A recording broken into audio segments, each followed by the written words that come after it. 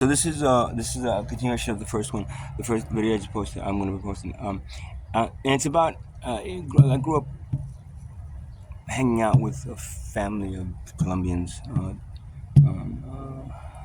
My friend Orlando and his family, which were all, basically brothers and sisters, and then his mom came from Colombia every once in a while, and his dad was there. But then I think he passed away after a while, so I don't remember what happened. I think he passed away. Right? The kind of, and I used to hang out with him. You eating? Oh, good kitty. Um, and, and there's a lot of stories that I had. I think I posted the one about Mauricio and I don't think I did Pete yet. Pete had a very interesting story too. But I'll do that on the next one. But this one is something that happened. Have you do Pete? Yeah. All right. So Pete was the brother that really cool guy. I think I might have done it, maybe not, but he was really cool. He was older and he looked very actually looked very. They kind of looked a little bit, Italian, French, European kind of thing, and Spanish combined. I guess more. But they were all really cool. I mean, they were all warriors. You know what I mean? They faced a lot of shit, and they all, there was Andalesio, Andalesio, Carlos, Andalesio, P, Orlando. Miguel was the older one, Andalesio. I'm sure that was the younger nephew, or I forgot. And his other brother, and then Joni, sister, was his girlfriend. Okay, so I'm sorry. So we used to hang out a lot, and we did a lot of things. But Pete was kind of wild. He used to go to Long Island, hang out with these Long Island dudes, and he walked into a hangout party in Long Island and stuff, and it ended up being a raid. So they came and they went and grabbed him as he was running, and they arrested him. Now he was out on bail, right? And instead of staying there for trial because he had some stuff, and they were going to deport him, I think maybe because I think he was born in Colombia. So all that shit. So he ended up leaving. I'm not going to say where he left to, with his wife and eventually child. And he left and he went to this other country and he stayed there. But then he would come in every once in a while. He'd come in through a certain place, through one way from I'm not gonna say where. And then I was he would pop up and I see him and stuff. Really cool. He got us all into like fusion and jazz music. Orlando played drums and I was playing guitar back then. And he got us into like some really good, Billy Calm, John McLaughlin, within forever. I mean, he was just giving us all these albums that were just like so different than the stuff they play on the radio. That we really started like fucking. I saw a lot of bands with him and Orlando and Carlos and the Bottom Line. I think it's the Bottom Line in Manhattan and the Village Vanguard and the Blue Note. But the Bottom Line was the best one. We saw some excellent bands really up close. Um, so Pete, it's funny. We used to be drumming and hang out, and then all of a sudden, FBI agents would come to the house and they said, "Oh, we're searching for Pete." And they would go to the house every once in a while, and then we'd be drumming and we'd be doing plant medicine, but if we were hiding it, all of a sudden, yo, so, ooh, okay, hi, and they'd go around and just check every room, make sure people were there, and then leave. And then he would come in, with his pregnant wife. I mean, it was just a funny but I felt bad for him because he had a lot of friends in especially Long Island.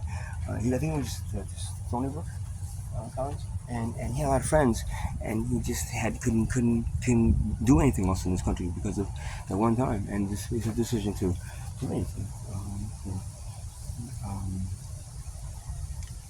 and then I think his brother Carlos had the same situation happen. So they did what they had to do, man. They're Colombian. One of his brothers, man, come on, what was his name? Shit, I forgot his name. I'm sorry, dude. um, Joni's sister's boyfriend. Did you guys ever get married?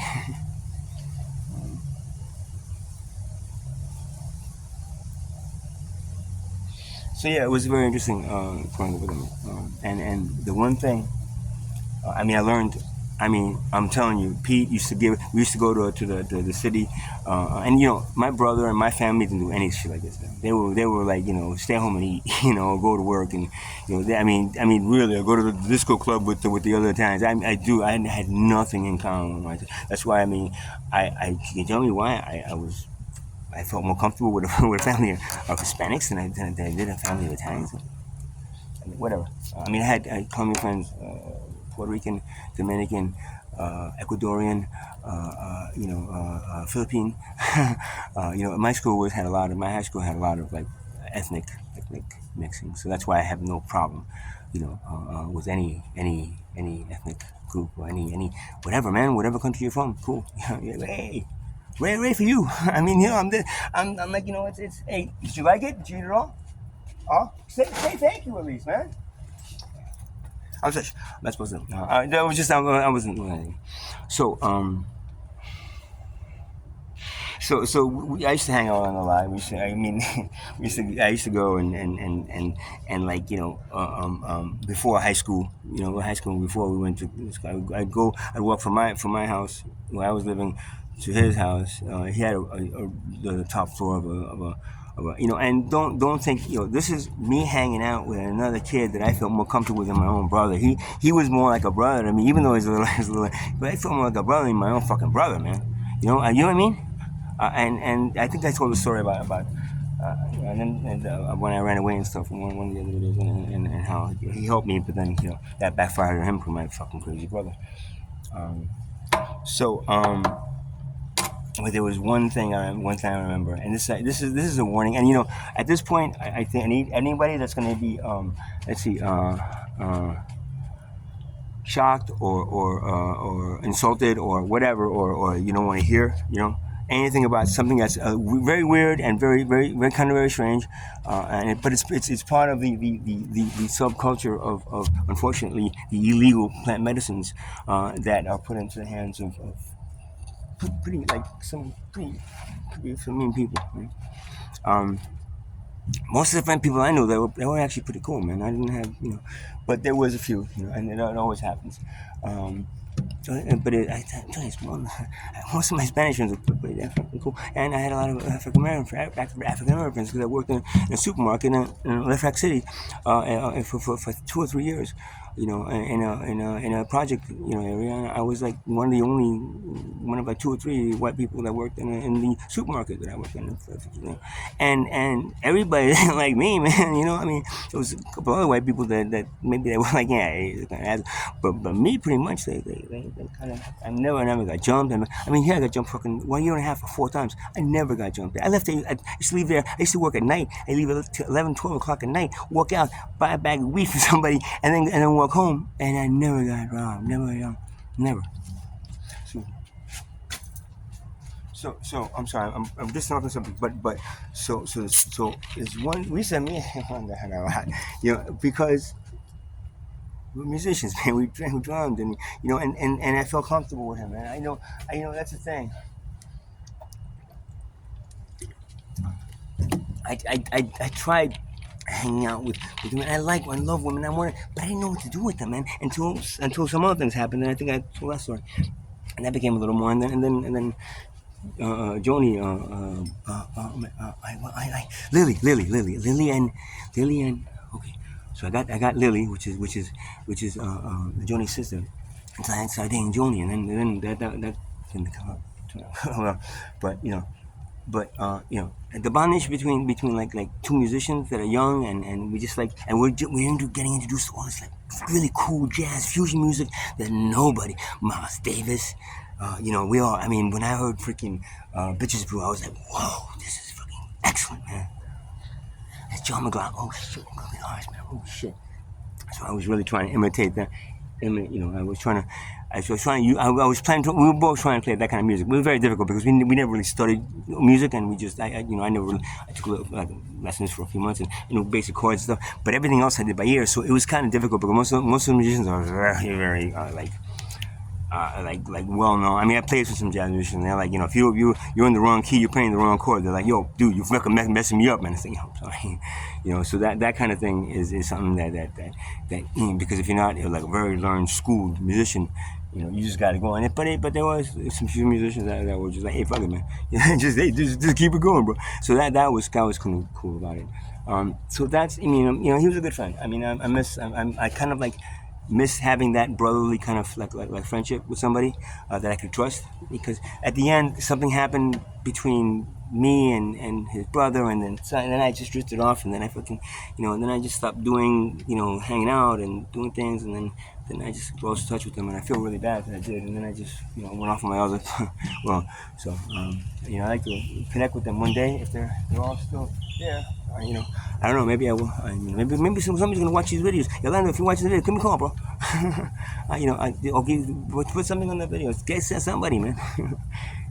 Pete, Carlos, whatever, man. If you whatever country you live in, Pete, come on.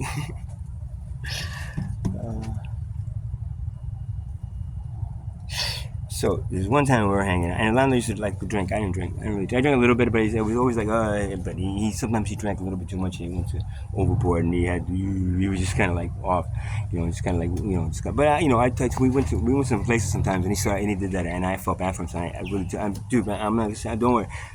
I kind of make sure he was all right, man. Because he mixed plant medicine with alcohol, and that's the. I mean, I was drinking a little bit, but I couldn't. The alcohol, just after we get to the point, it's like just I don't want it. I just like the plant medicine, and if anything comes to a ground plant, not a man touches and mix into a poison. Um, I'm not a white man. White man's poison alcohol. Sorry for people that drink out there. That's what came from Europe to the native, to all the freaking tribal cultures, and then they after they killed the warriors, they fed the alcohol to women and children. They try to make them into alcoholic prostitutes, and slaves. So I mean, that's it. So alcohol has always been a tool for enslavement for the Europeans. Not them, because but for the ones that they bring to tribal cultures that didn't have. There's no tribal culture that ever had. The most they had maybe was fermented mushrooms. That was kind of like a little bit, but it was still mushroom based. It was a plant. It wasn't. And I know it comes from the beer, but it's something about it that it brings. I read in a book that alcohol actually brings people back like down, and it makes them work, and gives them that like it's good for. I guess it's good for when you try to create and build something, and not like flying dreamland, or dream world, or what's it called, dreamtime, kind of a thing where everything is like fuck it, we can create it with my mind, man, so the alcohol did bring people back, but then what happened, it brought them down, and it made them disconnected with things that they shouldn't have. That's what tribal cultures, and that's why they did it to the tribe. That's why they gave alcohol to the tribal cultures, because then they would be disconnected from the tribe past, and they would make good slaves, good factory workers, good anything. They say, they don't say that's instead of, I'm sorry for anyone that but instead of like boy, do you have those mushrooms? Okay, thank you. Oh yes. Whew, I'm feeling God. Yes, thank you. You know the difference? That's the difference. That's the difference. Meanwhile, alcohol is like, hey, the best, or another best. Oh yeah, you can drink all you want, as long as you don't get to car and kill anybody, you're fine. But now, if you do the mushrooms, the connection with God, it's like, it's illegal, sir. Psilocybin is illegal in this country. You're gonna be, you had 2 pounds of it. That's 3 years in a federal prison, sir, because you brought it across the prison. So yeah, that pisses me off. So I remember we used to hang out, and there was one time, I don't have, I think I only once with this guy, and it was really weird, man. So I'm gonna explain what happened, and it's gonna this is the part. Everybody, anyone want to hear this? Put your thing in your ears, and just go boo boo boo boo, or just turn me off at this point. I mean, we'll go fast forward to when I stop saying this. So we were hanging out. It was just me, Orlando, and this guy. And I never met this guy before. It was kind of weird, though, man. He was kind of weird guy. But he had some plant medicine. I was broke, and he had the plant medicine. He was like, hey, man. I said, okay, cool. Yeah, man, thank you. Wow, that's great. Oh, man, thanks. So, but then I noticed something. After a while, he would start doing this. Hey, now, again, you're a little bitch. I'm going to fuck you. I said, what? No, no. I said, but he did it. I'm just joking, man. But he did it in such a way that it was like subliminal at a point where the plant medicine would be accepting of it, and there is, and that's when you have to make sure that when you hang out with people and do any kind of plant medicine, right? These people are honest people that don't want to take advantage of you. Because he started going, hey, I'd be like, hey, I'm gonna beat you up. I'm gonna tell you about or some shit like that. It was something would, but it was always this negative shit. And then he would do positive stuff and negative shit and positive stuff. So he would like feeding to try to find out if I had that negative side inside me that he can pull into, and then what, rape or something? I don't fucking know. But the thing is, I was 16 years old, and he had to play medicine. And he was like, and he was like confusing me, like, what? No, no, no, no, I'm just talking. I go, hey man, and he kept on doing that, dude. Not comically, like I'm doing it now. He did it with the intent of something. After a while, I said, yeah, you take the plant medicine, shove it up your ass. Orlando. And Orlando was like, hey man, yo man, you should go to bed, bro. What? This guy's hanging out. Yeah, he's a friend of Pete's, and he's hanging out. He has a room downstairs. Okay, go. Yo, why don't you go back to your room, man? I mean, I don't know. I'm gonna go, bro. Thanks. Stay. Come on, man, stay. And he kept on trying to pull me to stay. Now, my little sensor would, even though it was done in such a way that it could be interpreted as, come on, man, I'm just playing with you. You fucking man. He did it in such a way that would subliminally, if I was intoxicated. Now for Orlando, I don't know. I think it was the first time he was there, so I don't know. I didn't feel bad leaving him there with this guy, man. But maybe I think because he was Pete's brother, he would not ever do anything like that. But maybe because I'm Orlando's friend, he was trying to do that, and so that was the first encounter I had with anybody like that in the plant medicine. And being a shaman in past lives and tribal cultures, that rarely happened. If it did happen, it was usually some rogue in the tribe that would be like, you'd see that right away and just go, what are you doing, man? Because everybody else, one of the biggest things we learned in tribal culture is that we respect everyone as equals. We didn't have classes. You had the chief or the leader or and then you have a few people that helped, but they weren't making the right choices for not for a military. They were making the right choices for the tribe, but they were asked to lead. It wasn't a thing that we had to vote for them. They just it's just a figurehead that stays there, that makes the right decision that we all know is right. There was no monetary value. There was no power struggle in any troubles I was in, and I wasn't many.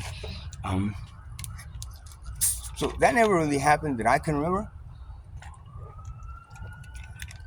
Maybe again rogue or somebody passing through that was trying to that had this singular feeling of dominating and I don't know, abusing other people using plant medicine. But see, we didn't do plant medicine the way you guys do it. We don't. We did it. We did it in a tribal setting where we're on fire or something, or we're in a teepee or in a hut or something, or in something somewhere where we could all connect. And one of the biggest things about that, we all trusted each other 100%. And if there was one or two people that they would be like that, they would be, and anything, this guy, yeah, yo. And it's not like we're pointing fingers at them. We just have the one basic rule is taking care of each other and taking care of Mother Earth. Taking care of each other takes everything underneath it. Thou shalt not kill. Thou shalt not this. Thou shalt not that. Taking care means taking care, and there's no profit or anything involved. Enslaving them all. And no, we didn't enslave the ones that I was in. I don't know, whatever.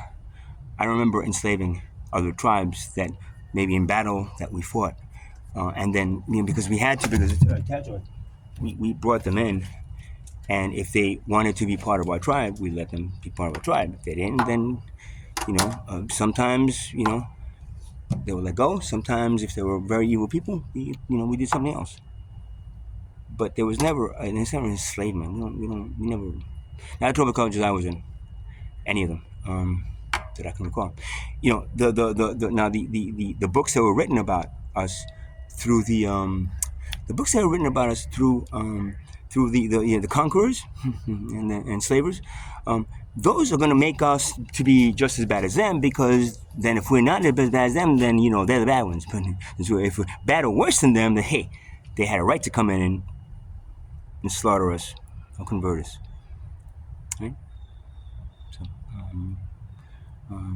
So I got out of there. I think I'm pretty sure, I'll help you upstairs in the room, man. I think I'm pretty sure I helped him to his room, because I wasn't gonna leave this guy, and then you help him in his room. You could, yeah. He's like, "You want a bong? Alright, thanks."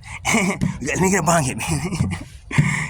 He was every morning. I would walk from my house, where my co-house, and I had to get dressed and leave, and I came to his house and go up to the top floor. He had an attic room. First he had a basement room, but then we put the drums in. He had an attic room, and the music, and he had an attic room. I remember, and I'd just go up there, and I'm getting ready. Okay, man, you got that bong? And I would do bong hit after bong hit, man. Just before school. And then we go to school. Hey, man, what's going on? In first, second, third class, I'd be like, yeah, man, yeah, I understand everything you're saying. Yeah, very cool. I didn't graduate with super honors. I think I got right parameters. The last one was like a 7.8 or something. But the last year of high school, most of the classes were just like, I was pretty good earlier on, and I was in A classes and B classes until a certain age. And after that, I was like, once I moved around, I was like, shit, man, we're good, do garbage, man. Yeah, I can repeat it. I can read this book. There you go. Yeah, this is what it says. And then I left, and I don't think I ever saw the guy again. That was such because that was the first time I've ever experienced that with their family. Everybody in their family was, you could trust, you were cool. Sometimes they get a little bit, pissed off, and Colombians are very. I can see them. The brothers got into a fight, and one broke the other brother's leg one point. It gets a little crazy like that. But overall. They were really cool people, and now I'm for some reason I'm reminiscing. I think maybe because I'm playing the drums and I'm getting like a lot of Espanol, messaging, whatever, channeling, but whatever it is, if you haven't seen the other video I posted about the story about how his brother got thrown in jail for selling plant medicine and bringing it to Arkansas and selling it to the governor of Arkansas's brother, which is watch the video and you'll find out. It's somebody really important, man. And so the hypocrites that fucking put us in cages for those plant medicines, when it comes to their family members and doing the same thing, almost like distributing it to all of Arkansas, they're like, shh, no, don't arrest the other ones, let him go, okay? Because this guy, his brother's gonna be something big, so we want to fucking hypocrites. Horatio, man, I'm sorry. He spent 2 years in a fucking federal prison, and the other people involved, which are much more important, much more like the distributors of Arkansas. Get off. Put the Colombian in jail. Let them be the blame for everything, and everybody just go, bye-bye. Fucking asshole. Sorry, take it easy, man.